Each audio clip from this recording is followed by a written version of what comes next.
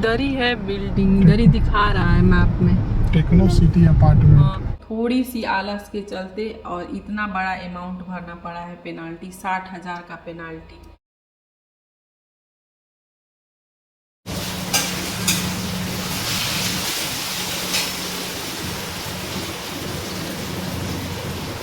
Hello everyone, आप लोग का स्वागत है मेरे चैनल वर्ल्ड खटोला ब्लॉग में। तो गाइस ये वीडियो शाम को मैं शूट कर रही हूँ और एक्चुअली मैं बना रही हूँ डिनर।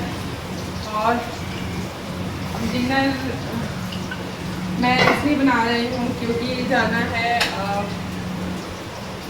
मेरे भांजे के पास। आद्या की बड़ी बुआ का लड़का यहीं पे पढ़ाई करता है, तो उसी के पास जाना है। और तो मुझे ये लगा ना कि डिनर का टाइम भी हो रहा है और उसके लिए कुछ बना के ले जाते हैं घर का, क्योंकि गाइस जब हम लोग भी पढ़ते थे ना तो हॉस्टल में रहते थे तो सबसे ज़्यादा घर का खाना ही मिस करते थे। तो मुझे यही लगा कि जब कोई घर से बाहर रहता है तो घर की याद बहुत ज़्यादा आती है और सबसे ज़्यादा घर का खाना मिस करते हैं। तो मैं सोची कि उसके लिए कुछ बना के ले जाते हैं। तो मैं सत्तू का पराठा बना के ले जाऊँगी। सत्तू का पराठा है, आलू का भुजिया, क्योंकि उसको सुने हैं कि आलू अच्छा लगता है तो सबसे ज़्यादा। यहाँ आलू फ्राई हो रहा है, आलू की भुजिया और फिर सत्तू का पराठा मैं बना रही हूँ।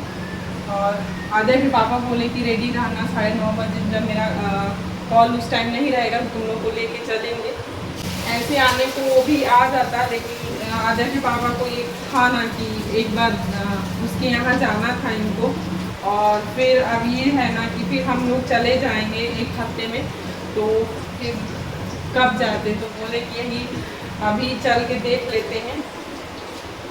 आप मेरे साथ ना, हम लोग के साथ गाइस एक ट्रेजेडी हो गई है जो कि हम आपको बताएंगे इसी ब्लॉग में कि क्या हुआ है। बहुत 9 दिन से अपसेट हो गया था। तो गाइस यहाँ पे खाना पैक कर लिए हैं और इसमें है दो डब्बे में है पराठे है सत्तू वाला, और इस तरह से बांध दिए हैं कि गिरे ना। और एक में ये लिए हैं कर्ड, क्योंकि पराठा के साथ कर्ड अच्छा लगता है। और इसमें है आलू का भुजिया। तो इस तरह से इसको पॉलिथीन में बांध देंगे अच्छे से। तो देखिए गाइस मेरा खाना पैक हो गया है और अब जा रहे हैं। आधे को दूध पिला लेते हैं और फिर उसके बाद रेडी हो जाते हैं, क्योंकि 9:15 हो चुका है। हम बनाना याद आया मुझे। हम बनाना जा रहे हैं।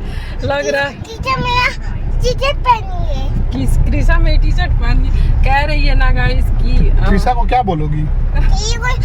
मैं तुझे जिंदा नहीं छोड़ूंगी। नहीं बेटा ऐसी नहीं हो। नहीं कोई मारूं। नहीं बेटा गंदी बात। तो गाइस ये ना वाला टी-शर्ट पहनी है ना जो मेरा टी-शर्ट था ना वही। तो उसकी मम्मा आई थी तो आपके लिए टी-शर्ट लाई थी ना। तो कह रही है ना गाइस, लग रहा है ना कि हम बनारस जा रहे हैं। इधर ही है बिल्डिंग, इधर ही दिखा रहा है मैप में, टेक्नो सिटी अपार्टमेंट। आगे चल के टर्न जारी को चेक कोई आधा को दिखा, आगे वाला आधा को दिखा। हाँ बेटा दिखा रहे हैं।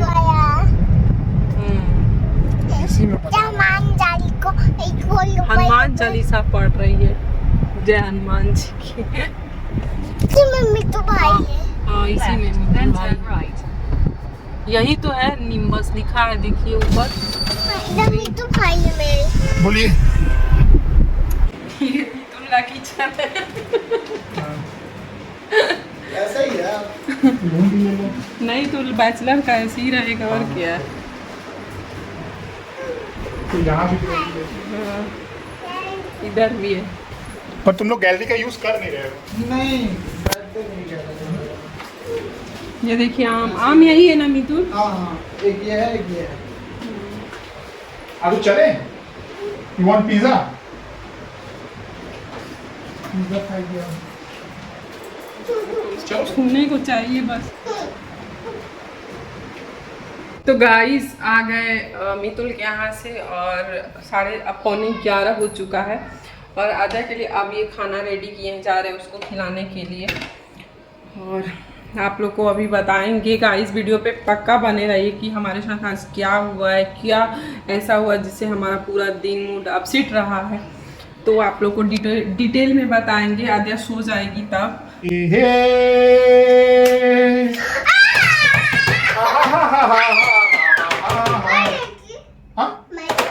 पहले ये खा तो। एक चम्मच खा एक लो, चम्मच खा लो फिर माइल लिखना। एक चम्मच ना खाई बिना माइल लिखी। तो गाइस ये देखिए आम आया है एक कार्टून। ये देखिए, क्या मैं इस आम को फिनिश कर पाऊंगी? बाप रे बहुत आम है यार। यार प्लीज आप भी मेरा खाना। बैटरी खत्म हो गया है तो यार सुनिए मेरी बात, आप भी थोड़ा आम और खाइए। मैंने आम को मतलब संन्यास ले लिया है आम खाने से। ये तो कोई बात नहीं हुई है, हम अकेले इतना खा पाएंगे?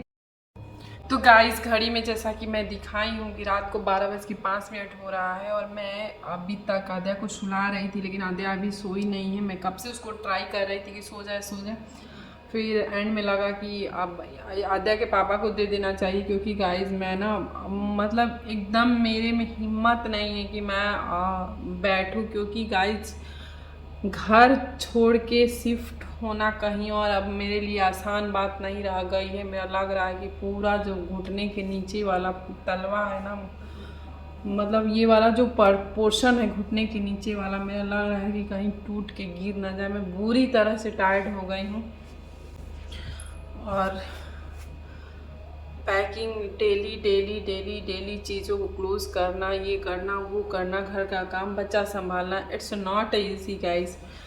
और पता नहीं भगवान हम लोग को कब परमानेंट कहीं करेंगे, क्योंकि अब मुझसे बिल्कुल भी नहीं हो रहा है। तो एक्चुअली गाइस चले गए थे मितुल के यहाँ। मितुल आद्या के बड़ी बुआ का लड़का है जो कि यहीं पे पढ़ाई करता है, हम लोग से 10 किलोमीटर दूरी पे डिस्टेंस है, और वहाँ चले गए थे।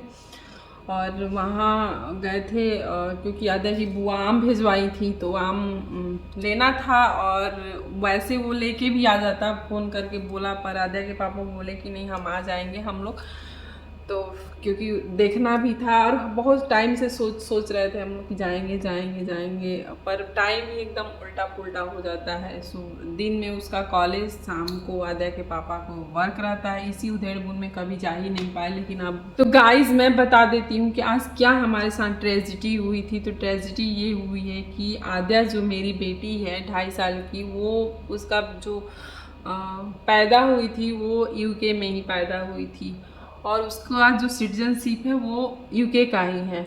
और जब आद्या को हम लोग 6.5 महीने पे इंडिया लेके आए थे, तो उसको हम लोग वीज़ा लगवा के लेके आए थे इंडिया का, क्योंकि सिटीजनशिप उसका यूके का है। तो 1 साल के वीज़ा पे वो आई थी, और हम लोग को आए हुए 2 साल हो जाएगा, मतलब 1 मंथ में 2 साल हो जाएगा कंप्लीट। और आद्या का वीज़ा पिछले साल ही एक्सपायर्ड हो गया था इंडिया का, और हम मतलब वो बिना वीज़ा का इंडिया में इलीगल रह रही थी। और हम लोग सोचे कि हम लोग नहीं सोचे, बस आद्या के पापा ही सोचे कि चलो अब वहाँ चल के वीज़ा बनवा लेंगे, यहाँ से तो निकल ही जाएगी। मैं उनको बहुत दिनों से रट रही थी, जब से उसका वीज़ा ख़त्म नहीं हुआ था तभी से रट रही थी कि देखिए अपने कागज़ पत्र से अलर्ट रहना चाहिए। मान लीजिए कुछ भी ना हो, हम लोग इंडिया गए, हम लोग यूके गए और इन केस बहुत जल्द ही आ जाना पड़े, उस केस में आप क्या करेंगे? तो अपने कागज़ पत्र से सतर्क हमेशा इंसान को रहना चाहिए। उसका वीज़ा लगवा दीजिए। पर आद्या के पापा एक बार उसका जो है ना फ़ोटो वोटो खींच खाच के, और जो उसका अंगूठे का निशान लगता है, उस स्याही जो होती है, वो सारा कुछ ले आ दिए थे, क्योंकि डॉक्यूमेंट्स पे उसका थंब इम्प्रेशन भी लगता, सब ले आ दिए मेरे मतलब फोर्स करने पे। पर फिर वो आलस करके आगे काम को नहीं बढ़ा पाए, और मैं भी बोल के थक गई थी, तो अब मैं भी बीच में रोक दी थी बोलना। लेकिन मैं उनको डे 1 से फोर्स करती थी कि आप मतलब इसका वीज़ा लगवा दीजिए। एंड ऐसे ही आजकल करते करते अब एंड आ गया। जाने का समय हुआ तो अब हुआ कि वहीं पे पहुंच जाएंगे तो वीज़ा लगवाएंगे। तो 1 तारीख को इसका वैक्सीनेशन के लिए गए थे, तो वहीं से आद्या के पापा अपने मामा के पास भी गए, उन लोग के पास भी जाना था। तो वहीं पे मामा के थ्रू पता चला है कि आद्या का जो है बिना वीज़ा का अगर जा रहे हो तो इसको नहीं जाने देंगे, रोक देंगे, क्योंकि वीज़ा होना चाहिए। अगर वीज़ा नहीं है तो एग्जिट परमिट लेना पड़ेगा, तो ही आप को एग्जिट मिलेगी इंडिया से। हम लोग का तो खैर सिटीजनशिप इंडिया का ही है, पर आद्या नहीं जाती तो हम लोग कैसे जाते। फिर उसी दिन जब पता चला तो एक को ही अप्लाई हुआ था इसका एग्जिट परमिट, जो कि आज जाके मतलब 16 है ना, 16 जुलाई को इसका एग्जिट परमिट मिला हुआ है और हम लोग को 24 को जाना है। पहला टिकट जो था 18 तारीख को ही था, 18 तारीख को अर्ली, और तब से दिमाग टेंशन में चल रहा था कि क्या पता। फिर एग्जिट परमिट के चक्कर में ही ऐसा फिर हुआ कि नहीं इसका उस डेट तक मिल पाएगा, तो हम लोगों ने जाने का जो डेट था 18 उसको 24 कर दिया। फिर आज जाके उसका एग्जिट परमिट हुआ है और 60,000 का पेनाल्टी लगा है। सोचिए 60,000 रुपया जो है वो पानी में डूब गया। अगर ये वीज़ा लगवा दिए होते तो हमारा पैसा मतलब पेनाल्टी नहीं लगा होता, थोड़ी सी आलस के चलते, और इतना बड़ा अमाउंट भरना पड़ा है पेनाल्टी, 60,000 का पेनाल्टी, और उसका भी डेट दिया हुआ है। अगर आज से लेके 29 जुलाई के अंदर हम नहीं जाते हैं, एग्जिट नहीं होते हैं इंडिया से, तो फिर इतना रुपया भरना पड़ेगा, फिर न्यू एग्जिट परमिट बनवाना पड़ेगा। तो मतलब गाइस पैसा फालतू जाता है तो टेंशन तो हो ही जाता है। वो तो मुझे डर के मारे, मैं सो रही थी शाम को और दिन भर, कल छुट्टी है मुहर्रम है, दिन भर दिमाग में यही चल रहा था, पैकिंग भी कर रही थी, दिमाग में चल रहा था कि अगर नहीं होगा तो जो टिकट का पैसा है वो भी बर्बाद अब जाने वाला है। मतलब कहीं ना कहीं दिमाग उसमें तो जा ही रहा था। मैं बार बार आद्या के पापा भी फ़ोन कर रहे थे फारो ऑफिस, तो और कल मुहर्रम की छुट्टी है तो कल वैसे भी काम नहीं हो पाता, बैंक हॉलीडे है, सब जगह छुट्टी ही रहती है। तो बार बार मैं उनको पूछ रही थी कुछ मेल आया, मेरा भी सोया नहीं जा रहा था। फिर एंड में 5 बजे के बाद मेल आया कि इतना पेनाल्टी भर दो। फिर वो पेनाल्टी भरने के बाद वो ऑटोमेटेड होता है, वो एग्जिट परमिट ऑनलाइन मिल जाता है।